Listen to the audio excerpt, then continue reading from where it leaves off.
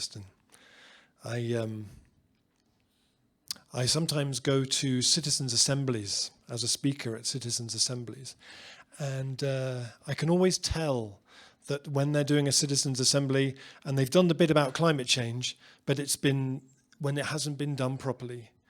And there's a difference between that. I went to one in Oxford, and everybody was sitting around a table saying, so should we look at Oxford being zero carbon by 2030, 2040 or 2050? As if they were saying, so should Barcelona sign Messi or Ronaldo? And I thought, no one around this table has gone home and not been able to sleep, had a dark night of the soul. And I think we've just had a very powerful dark night of the soul there in terms of this is where we're at. And so I'm going to introduce a few ideas and some of the work that I've been doing around this space. And I want to come back to that thing that Kirsten was saying about how do we do that line that goes like that. So I appreciate there may be many of you who've never heard of me before and don't know who I am and why I'm here. So I just want to give a little bit of context. So I had my climate change dark night of the soul in about 2004. And then I always had this sense that, there's all those things that at the time we were told that we should all be doing as individuals, changing our light bulbs, driving a bit slower, all that sort of stuff. And then there's all the stuff over here that that governments need to do. And there was that big bit in the middle, which was, well, what can we do with the people where we are, on the streets, where we live, in our neighborhoods, if we can mobilize those people, what we're passionate about, find the ways to really engage people. And that started out in my own town, which is a place called Totnes in the southwest of England. And we called it the transition movement. And it was really, someone once called it hope with its sleeves rolled up, which I really like. Like, it was about what can we do with a sense of positivity, a sense of a sort of can-do kind of a spirit. And we started it in my town thinking, maybe it might work here. Wouldn't that be nice? Within about 5 years, it had spread to 50 countries, thousands of places. Some of you, I've already had a few people come up and said, oh, hi, there's transition in my town, transition in my city. It's that bit about what can we do where we are. And I tend to just sort of travel around. I never fly, so my radius is as far as I can get on the train. But actually, we set up a movement in 50 countries without flying to visit all those places. It's entirely possible. And that movement and what people do when they do transition ranges from things like this, where people create community gardens, they create community forests, they come together. I think often, I hear people say to me things like, well, you're not going to change the world with a few community gardens. No one's saying you are, but actually the thing is that you don't get people going from, I don't really know much about climate change, to I'm doing everything I can to do it. You need steps across in that process. You need things where people went and planted some trees and then thought, that was really nice. I know people I didn't know before. Maybe I'll do a bit more of that, and so on. And that's how we bring people in, through to community energy companies, communities forming their own energy companies. Some of those now in the UK have raised 15, 16 million pounds of investment from local people to install renewable energy across their community. This is a process of people not waiting for permission. This is about people realizing there is no cavalry coming riding to the rescue. We are that cavalry, through to the most ambitious things like in Liège in Belgium, the Ceinture Alimentaire, the Liège food belt, which started in 2014 with 5 people around a table with a question. They said, what if in a generation's time, the majority of food eaten in Liège came from the land closest to Liège? And then they organized an event where they invited everyone in the city who cared about food. 600 people came, and then from that emerged this initiative. I went back 4 years later in 2018. They had raised 5 million euros of investment, not from the banks, not from the municipality, from the people of Liège, investing in that because they wanted to see it happen. They were curious to see that question, where it would actually take them. And I met the guy there who had raised 2.5 million euros to start a cooperative vineyard. I said, how did you do that? Like, what made you think, oh yeah, that'll work? People will invest 2.5 million euros in this cooperative vineyard. And he gave this lovely kind of Belgian shrug, and he said, it's Belgium. People like wine. People have some money. Don't be afraid. He said, we had a good story. We had a story that people wanted to see where it would go and what it would look like. So Kirsten's shown you lots of graphs. I'm just going to show you one, because it's one of the things that really underpins my work. So at the moment, the only thing we have is an international agreement for how we really start to change the direction is the Paris Agreement. Yes, there are some notable countries moving away from that. And I sometimes get, people will say to me, oh, Rob, you're very utopian. They don't normally say that as a term of endearment. It's like slightly patronizing, kind of, oh, that's very utopian. No, that's never going to happen. I'm not really interested in utopias because they're too far out and they don't really mean anything. And I'm particularly not interested in dystopias because we are awash with dystopias, whether we are eradicated by zombies or diseases or aliens or whatever it is. We've got millions and millions of those things. What interests me with this is that if we were on target to get to where we needed to get to, it means that we would need to have cut emissions in half in the next 6-7 years. And that's the bit that intrigues me. What would it feel like to live in a world where that was happening?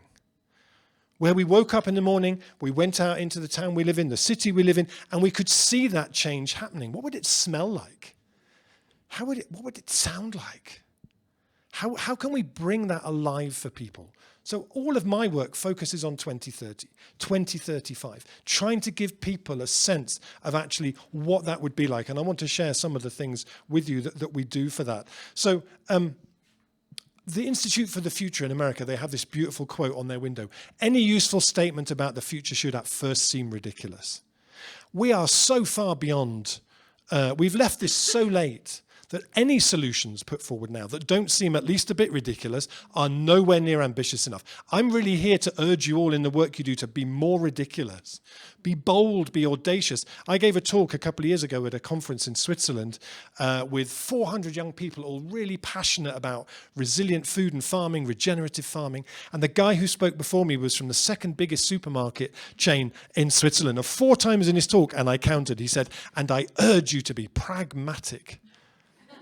And when it was my turn to speak, I said, please don't be pragmatic. Please. The last thing the world needs is another generation of pragmatic people. Pragmatic is basically a sort of glossing inaction. It's like putting a sort of, oh yes, he's very pragmatic. No, it just means he's not doing anything, and you're trying to put a nice kind of spin on that. I said, please be more ridiculous. So a lot of the work that I do, and increasingly, is about longing. And I want to read you a tiny little passage from Alice in Wonderland. If I can find it, where's it gone? And I'm sure you can all remember it from when you were children and you read this. Of course, if I had been professional to any extent, I would have put a bookmark in here before I got up here in front of 60 people. But the beautiful thing about when you write your own book, you see, is that you put an index in the back, which is how you can find things. So, Alice in Wonderland, page 39. Right, okay. It's worth it when we get there. So Alice opened the door to find that it led into a small passage, not much larger than a rat hole. She knelt down and looked along the passage into the loveliest garden you ever saw. How she longed to get out of that dark hall and wander about among those beds of bright flowers and those cool fountains. But she couldn't even get her head through the doorway. And even if my head would go through, thought poor Alice, it would be of very little use without my shoulders. Oh, how I wish I could shut up like a telescope. I think I could, if only I knew how to begin. So that sort of sense of looking into that garden, wanting to be in there more than anything else, is one of the most beautiful examples of longing for me. The other that I like to use a lot is the moon. So in 1865, Jules Verne wrote a book called From the Earth to the Moon, and he pieced together all the best engineering and science he could find about how we might actually get people to set foot on the moon. Some of it was extraordinarily accurate to what actually happened 100 years later. His rocket was made of aluminium. It contained 3 astronauts. It took off from Florida. Lots of people came to see the launch. Some of it not so accurate.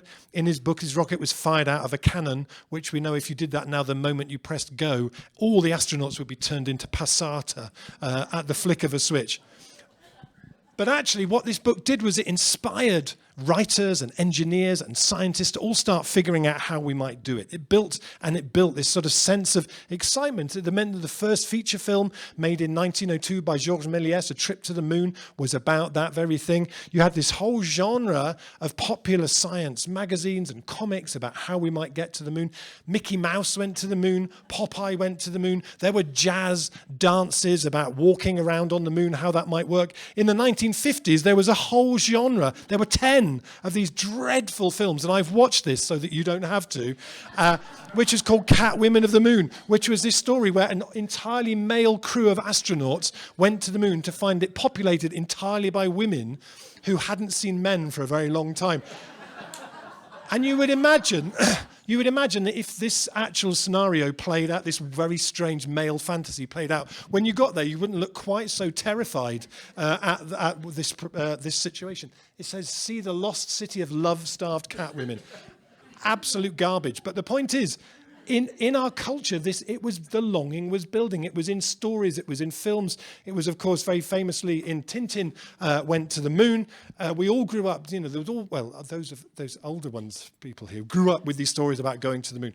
It meant that in 1963, when JFK announced we will go to the moon, not because it's easy, but because it's hard, standing in front of a man trying very hard not to sneeze, it meant that we then did it within 6 years. The average age of the people who got us there was 28.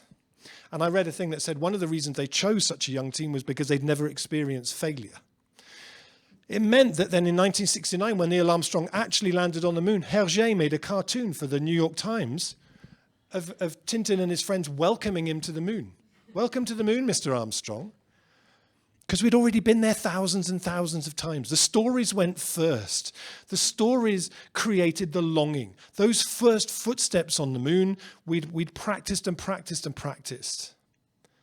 We don't have 100 years to do that when it comes to the climate and ecological crisis. But I think the same principle still applies, that we have to cultivate the longing that involves bringing that, helping people to fall in love with the future that we could create. When I was writing the book, I spoke to Peter Kalmus, amazing climate scientist in the United States, one of those extraordinary climate scientists who say it's not enough anymore for us just to publish papers. We understand this. So he's been arrested twice. He chained himself to the Chase Bank, still disgracefully funding oil and gas investment, and to a private jet airport somewhere. And I talked to him and I said, in your work, it's about the worst case. You're doing the curves that do that. What's the very, very best if we did everything we could possibly do? What would that be? He said, well, we would go into what I call emergency mode. And emergency mode means a rapid phase out of fossil fuels, a rapid phase out of industrial meat production. I said, that's brilliant, but it's an awful name for it. Couldn't we call it something else? Couldn't we call it like delicious opportunity mode or something? I don't know. Maybe by the end of these 2 days, we'll come up with better names for it. But emergency mode is a rubbish name for it. So this is where I live. This is in Totnes in Devon, as I mentioned before, where the transition movement started. And so the way that we have been working very, very hard on this idea of accelerating the cultivation of longing, building superpower tools for the nurturing of longing, is that we have embarked on and succeeded, my friends, I'm very proud to tell you, in building the world's first actual fully functioning time machine. Ooh, I think that deserves an ooh. Well, thank you.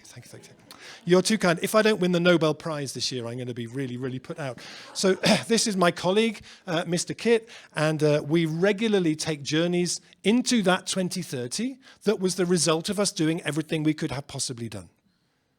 And we go there to document it. We think, well, if you could come back from that future and bring photos and sound recordings and maybe smells and tastes and mementos to say, look, we've been there. It's extraordinary. There are many, many threads, quantum threads from the present into the future. One of my heroes, Rashida Phillips, who I'll talk a bit about later, whenever she writes the word future, she puts an S in a bracket at the end.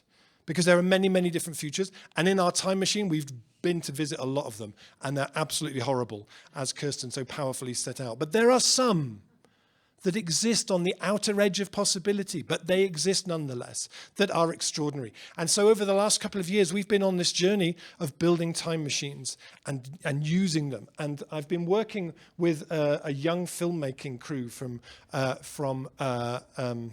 France and the UK, who have been documenting this, and they're making a film, and they've made a little 1.5-minute little taster of their film they're making, which also captures a bit the journey that we've been on. So I'm just going to share that with you for a minute. And so I want to kind of go back in it. When did you start telling people you were a time traveller? You sound like my psychotherapist. There's so much in the narratives, I think, particularly within the environmental movement, where we talk about the time that we're in as being the end. When you think about the future, how do you feel about the future? Probably fairly pessimistic, really. If we imagine we're going to make change on the scale we need to by just talking about extinction and collapse all the time, I think we're kind of missing a trick and we're doing something wrong. So it's true that at the moment the future looks like a very bleak and difficult and horrible place. But in our time machine, we've built it to explore different possible futures that aren't utopias, aren't dystopias, but are the future that resulted from us doing absolutely everything we could possibly have done during these next 10 years. What would that be like? When you help people to time travel to the future in a way that feels exciting and they attach emotion to it, that imagining of the future becomes a memory. You create a memory of the future. We have turned this room into a time portal. I think when we step out of our time machine back into 2024, you look at the time that we're in now as the beginning of this great renaissance that happened. Well, we're at Boomtown Festival. I'm here because they've asked me to go and speak to about 10,000 people. It's looking like we only got one solution. Warm round of applause for Mr. Robert Hopkins. Power to the imagination.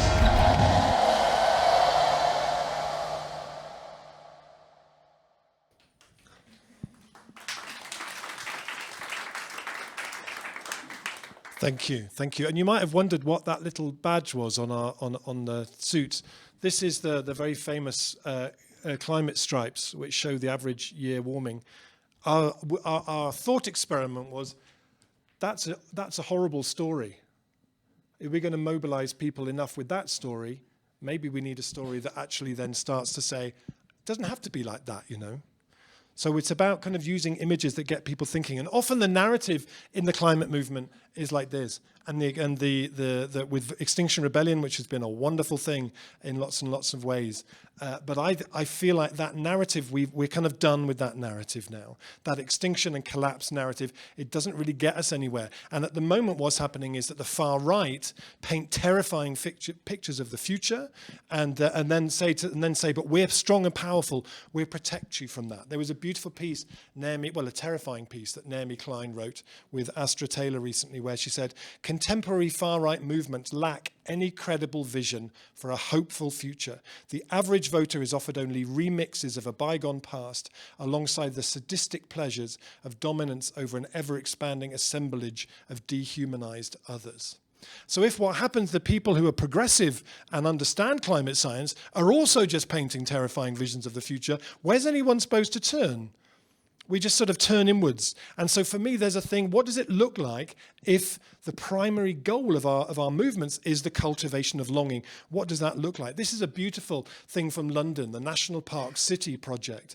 A guy called Daniel Raven Ellison, who's a geographer, took his kids to visit all the national parks in the UK, all 15 of them. He came back, and being a geographer, he made a map of London, just showing the green bits and the blue bits. And then he did the maths, and he found that actually 49.5% of London is green space and blue space. So he said, if we could just make another 0.5% green and blue space, then the majority would, and then it would qualify as a national park. Such a beautiful what-if question. That's 1 square metre for every person in London, right? So the question is, so where's your square metre? What are you going to do? And it's such a beautiful thing. And they framed the whole thing around what-if questions. They generated 100 what-if questions. They put them on posters around London. I think those two words, what if, are the two most powerful words that we have in our language right now in terms of actually how do we find a way forward and unlocking the imagination. This, talking about Extinction Rebellion again, this was the first rebellion in April 2019. This was Waterloo Bridge. Normally just full of cars, horrible place, full of traffic. And for 8 days, Extinction Rebellion, and it took hundreds and hundreds of arrests to hold it, for 8 days they turned it into a forest. And I know quite a lot about it because my wife was there for the whole time. She's been arrested 7 times with Extinction Rebellion. I'm very, very proud of her. She's much braver than me. And but I call this a pop-up tomorrow. They took that future that we could still just about make happen, the future where we took that journey down and we did it with stories that were like, God, this is exciting, rather than, oh God, really? Oh, I don't think that's possible. Of course it's possible. And they turn it into a pop-up tomorrow. I show this picture in all my talks. So far I've had 5 people who've come up to me, and there may be more here tonight, who said, I went there when it was like that. And I had that experience of standing on that bridge and going, oh, why can't it always be like this? And they gave up the jobs that they had, and they now work in climate and sustainability from that experience. There's a real power to creating pop-up tomorrows in places where people don't expect it. A couple of years ago, there was an organization that rewilded Trafalgar Square for a day. Places you walk past every day, you don't even think about them, and all of a sudden, double take. What's gone on here? Pop-up tomorrows, one of the most powerful tools that we have. But coming back to time travel, when I started researching the book that I've just published called How to Fall in Love with the Future, and I was reading about H.G. Wells, did you know that before H.G. Wells wrote The Time Machine, the idea that you could create some kind of a device that would allow you to move backwards and forwards in time to places of your choosing, no one had ever thought of it before. Shakespeare, Jules Verne, none of those people. The idea that you could intentionally do that was just, and then as soon as he wrote that book, everyone was like, oh yeah, time machines. And it got so quickly into our culture. The beautiful thing about time machines, I read a book where he said it's like pixie dust. Everyone understands it. So when I do, well, I'll talk about that in a minute. But so for me, I'm really taken with this idea about, well, what does time travel look like as a tool for activists? Might becoming more playful with time be a really key part of unlocking this kind of longing that we need to. These are 2 of my great sheroes rather, from Philadelphia, Rashida Phillips and an artist called More Mother. And they run a project called Black Quantum Futurism. Check them out. They're doing some of the most fascinating work anywhere. They're working in a very poor neighborhood that's being gentrified very quickly. By day, Rashida is a housing lawyer, and the rest of the time they do black quantum futurism. And they talk about time travel. They talk about different understandings of time as a different approach to collective liberation. They're just fantastic. One of the things they did in their neighborhood was they took over an old cafe and they turned it into what they called a community futures lab. And one of the things they did in there was they collected people's oral futures. They got people to come in and voice and record the dreams, their ideas for the future, what they would like to see. What I love about them is that it's not a joke. They talk about time travel in a very, very serious, playful little twinkle in the eye, but very serious. This is an artist from Canada called Camille Turner, who everybody knows the US, big slave trade in the US. Canada tells a bit of a different story about itself, that it was the nice guy, the safe place people could go to hide, to escape. She did lots of research on the Newfoundland coast, found there was a very active slave trade in Canada. And she found things like this, like an advert for someone offering a reward because their slave had escaped, adverts for slave auctions. And she collects all this material, all this archive material, inventories of slave ships, all this kind of stuff, has it on a table. People are invited to come in and read it. That's really good. That's a good sort of public information awareness thing. This project is called Afronautic Research Labs. And the way that the story goes is that actually whenever you go there, there are 2 people who stand in the corner. They are the astronauts. They have traveled back from the future. So important is this moment in time that they have traveled back from the future to bear witness to this happening. This is Camille Turner on the left, and then she always has somebody different who plays the other role. And I said, what briefing do you give to people to play this role? And she says, I ask them to just be, to represent the fact that there are black people in the future and that the change has come from their actions. And I just think it's beautiful, this idea that we do activism. So much of our activism is stuck in the present. What do we want? When do we want it? Now. No one ever says, when do we want it? Oh, in about 25 years or 200 years ago. This idea that we move between the future and the past and we take people with us on a journey. The future helps us understand the past, that we play around it like that is amazing. This is a young woman in Berlin called Wasima Labic who does work that she calls Muslim Futures. And she works with the Muslim community in Berlin under systemic racism on a daily basis. And she works with them in terms of futures. And she's come up with this term, sensual futuring. I love it. Sensual futuring. It's not just about what we imagine, it's about, well, what would it smell like? What would it feel like? So she brings in smells and food and music and really makes this as sensual as possible. The poet Rilke once said, the future must enter into you a long time before it happens. The future must enter into you a long time before it happens. How do we do that with people on at scale? This is when I do workshops, I do an activity called making sense of the future, but sense as in smells. And I give everyone a cup and I ask them to make a cocktail of smells that smell to them like the future that they imagined. And then we have a cocktail party. And then you have to give it a good cocktail, a good name, because all good cocktails have good names. And then you have to go around and you smell 40, 50 different smells of the future. It starts to get into your bones. It starts to get into your DNA in a way that longing goes really deep. Does anybody know who this gentleman is?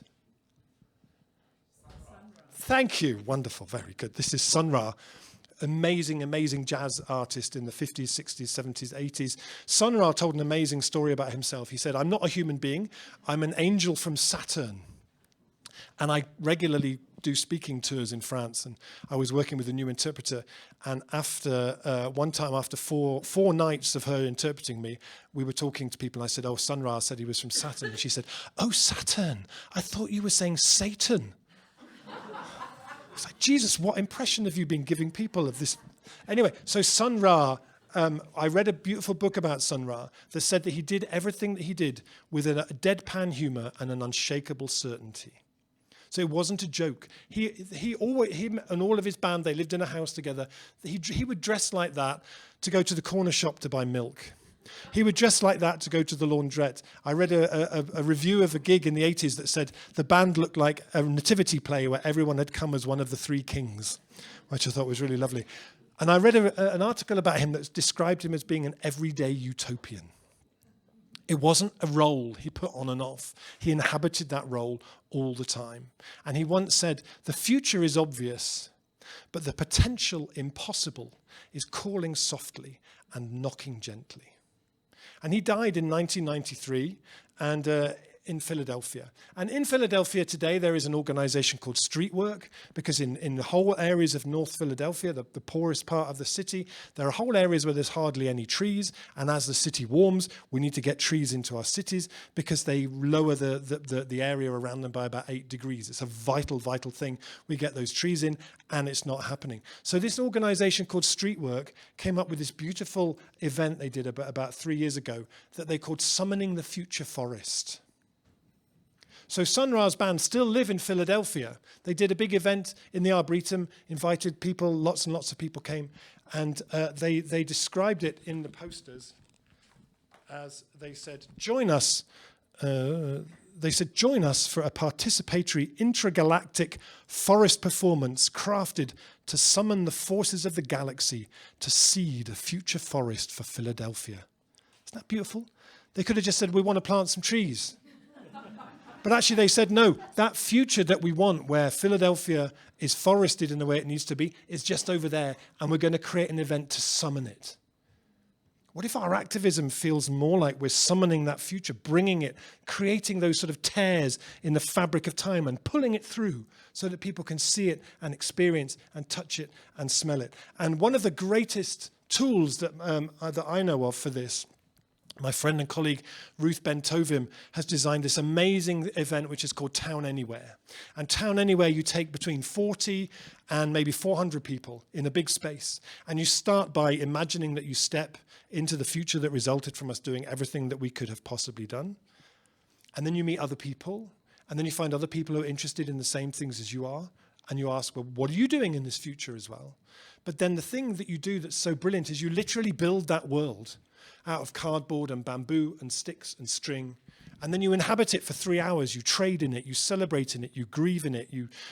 It's extraordinary. You rehearse the future.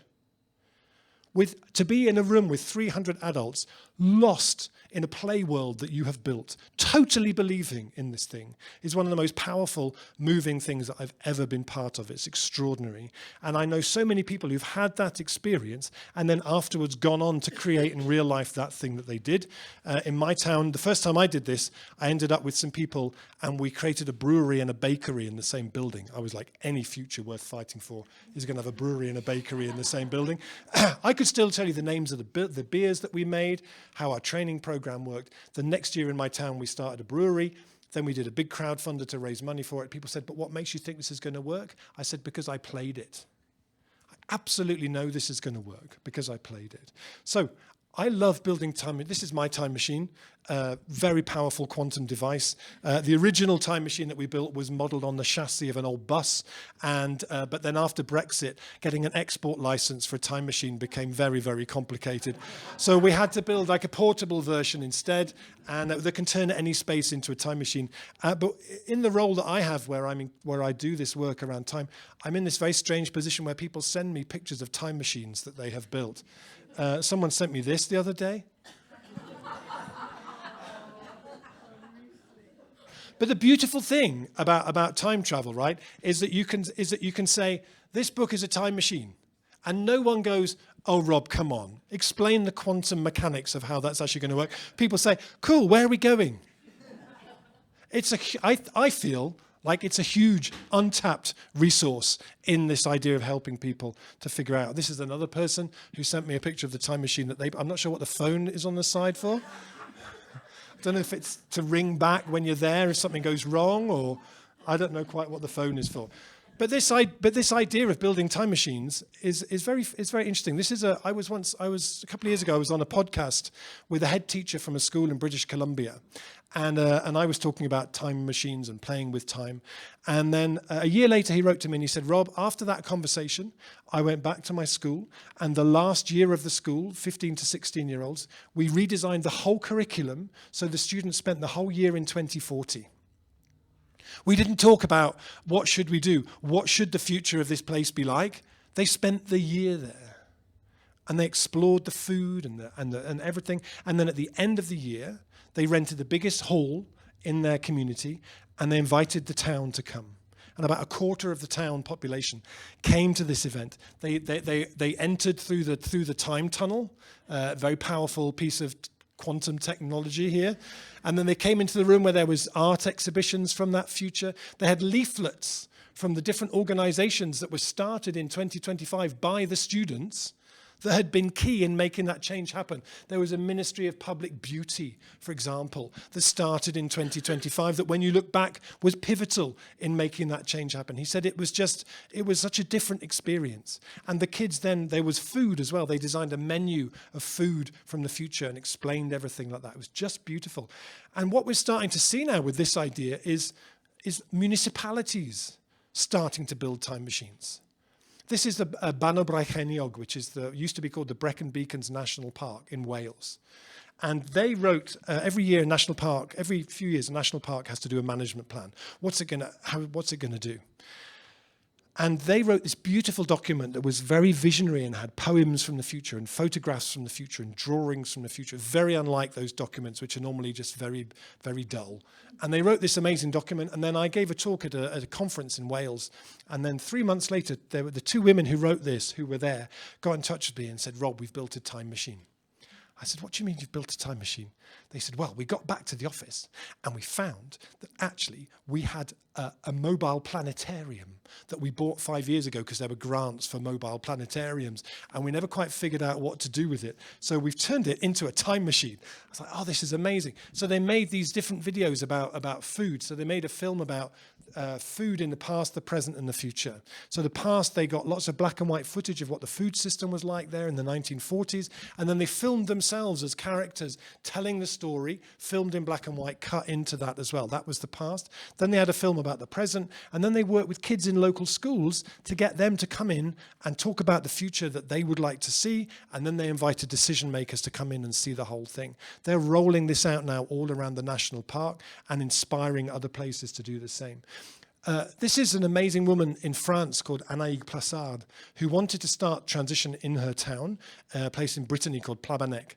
And so she was inspired by this, so she had "That means I've been to the future, we won" on her sign. And she dressed as a time traveler and went around the town giving out leaflets to come to this event. And it was for a TV program called Return to Plabanec that was on French TV. You might remember last year when there was the elections in France, and in the first round, the far right were in the lead at the end of the first round. And the left, for once, organised and created a thing called the Front Populaire to try and head that off. And she went in her full time travel costume to that with her sign. This picture got in every French newspaper. It went mad online. It got on the TV. And I said to her, why do you think that was? And she said, because I think when there are times when the future feels really dark and really, really scary, to have somebody step through and say, I've just come back from there. We did it, and this is how we did it. Come with me. There's a real kind of power to that, I think. And she's the one who built the time machine with the strange telephone on the side.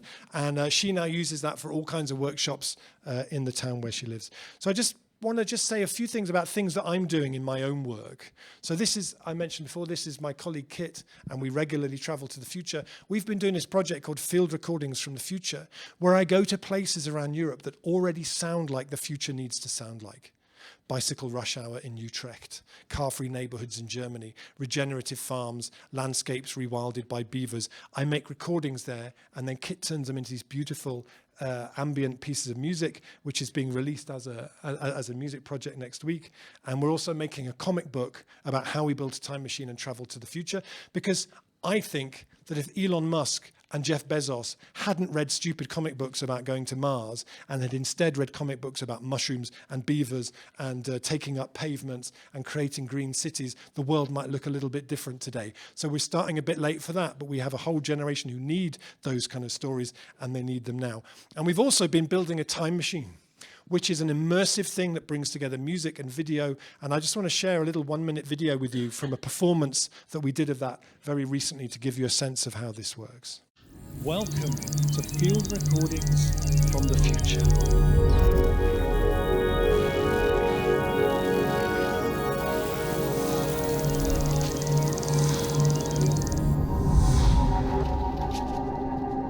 Welcome to your future.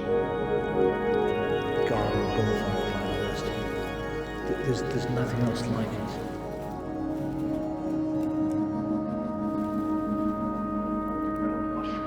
Extraordinary, otherworldly places. And when you see the little mushrooms growing up, it's really satisfying.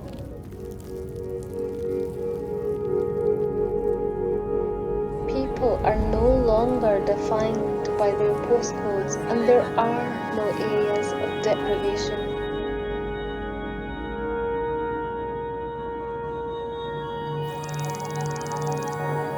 Such incredible cycling infrastructure, so many people.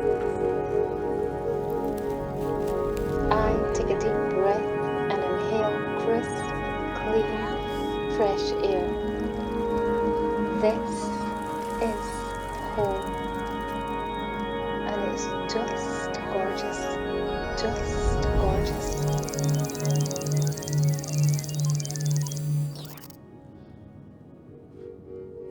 So you know those mobile touring Van Gogh immersive things that are always going on around the world. We want this to be like 10 times bigger than that, and for there to be time portals opening up all around the world so people can step in and have that experience, and we can take people off into the present, into the future. We've also built a Tell Your Future machine, which will be at shows like we used to have at the seaside. So I'm going to finish off in a second. I just want to finish with one little thought, which is that the way that we talk about the future that we could still create is hugely important, and how we talk about it in a way that feels exhilarating and exciting. If we're going to succeed in following that curve that Kirsten pointed out, we're only going to do that if it feels like an exhilarating ride. At the moment, it feels like everyone is looking at everyone else and using everyone else's inaction to justify their own inaction. One of the things that we know we will need to do is to remove concrete and tarmac and hard surfaces from our city. I think there are people here who are involved in the porous cities movement. Our cities, we need to get rid of a lot of the hard surfaces out of our cities so they become more porous. There's more space for biodiversity, and so on and so on. And I went to visit recently in France, a school playground that used to look like that and now looks like this. This is a movement that's already happening. Leuven Council in Belgium already have a budget of €4 million a year for depaving that part of the city, that thing. But what if it felt like a race? What if it felt like something really, really exhilarating? That we were all, it was like different places challenged each other to do it quicker. So it wasn't like we were kind of dragging our feet, but we were like, yes, this is amazing, this is exciting. And as I said, we regularly take trips to 2030. And I have brought you back, my friends, a video from 2030. Now that doesn't happen every day. And this is just a video about how they advertise depaving to inspire people and get them involved. The same sort of spirit runs through urban agriculture, runs through energy efficiency, runs through renewables, that same sense of excitement. And even if you don't speak any Dutch, I don't speak a word of Dutch, you'll understand what's going on here and the kind of energy that they're trying to convey. Oh, sorry. Oh.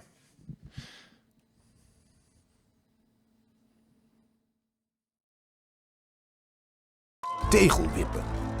Een grensoverschrijdende competitie. Wie wint de gouden gieter?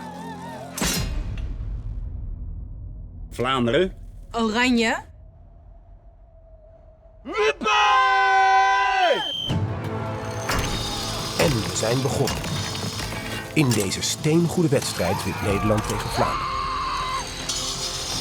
Wie wipt de meeste tegels en vervangt ze door groen?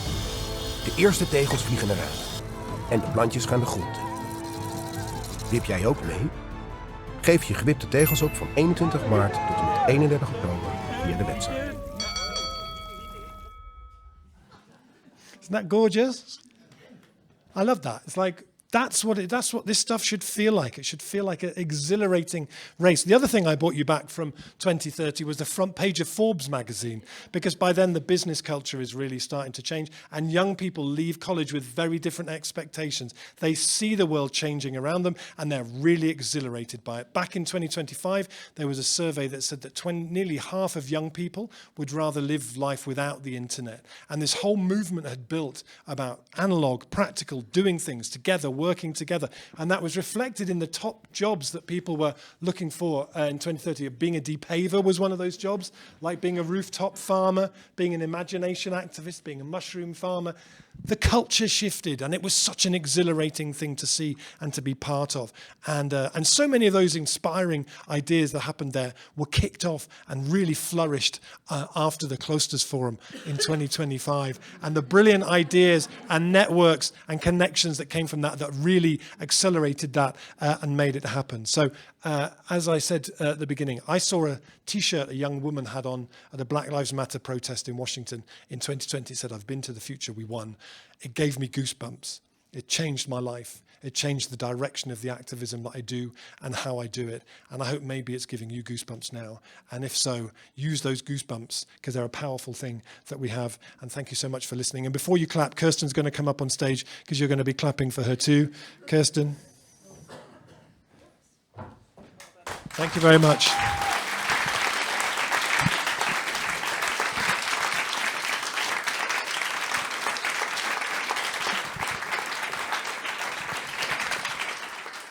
so much.